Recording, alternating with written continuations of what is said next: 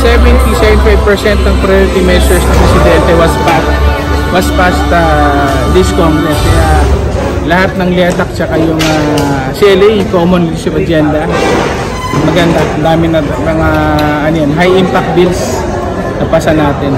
Pero ano yung mga bills na mukhang hindi pa umuusad ngayon na you would have wanted enacted or passed? Actually, may ilan na lang naman siya eh.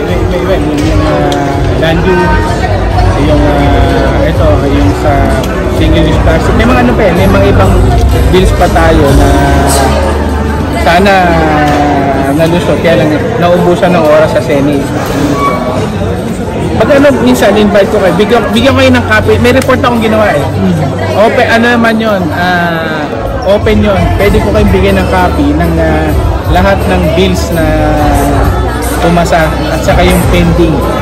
So yun ang magawa namin kasi para mas madali yung alam din ng public yung ginawa ng both chambers pagdating sa priority today.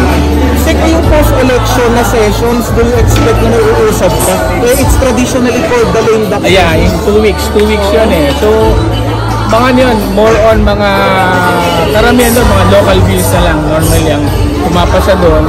Konti na lang yun, konting-konti na lang ipapasa na mga, wala, ako, hindi na ako mag-expect na may papasa pa na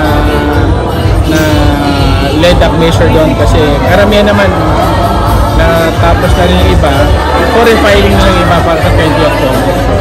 So how crucial then is yung midterm polls, given na there will be a fresh lineup of congressmen, how crucial is the midterm polls sa legislative agenda po? Well, actually yun, dapat, so far naman in fairness naman, dito sa 19th Congress, both yung majority and minority na cooperate maganda yung naging setup niya. So napakinggan din yung mga gusto ng inputs ng minority. Karamihan napagbigyan din naman sila.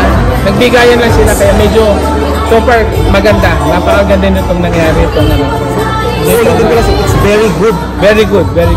Kasi maganda yung naging relationship ng dalawang chamber.